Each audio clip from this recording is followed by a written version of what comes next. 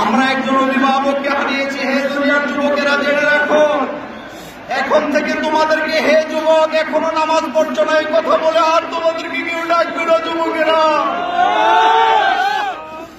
এখন থেকে তোমাদেরকে কেউ আর ডাকবে না। তোমরা নামাজের দিকে আসো, তোমরা মসজিদের দিকে যাও।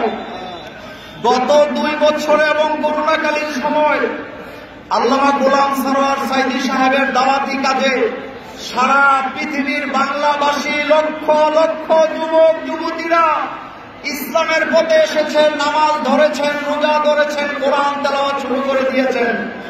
সুতরাং আজকের এই জানাজায় বক্তব্য নয়, দোয়া করছি, আল্লাহ আপনি দয়া করে আমাদের প্রিয় গোলাম সরোয়ার সাইদি সাহেবকে মাফ করে দেন, তার কবরটাকে আপনি জান্নাতের বাগান বানিয়ে দেন।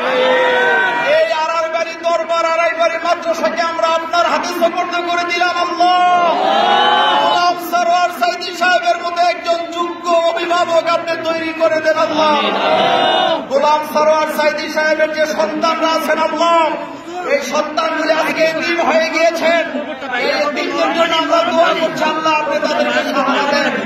এই বলে আমি আমার বক্তব্য শেষ করছি। আসসালামু আলাইকুম।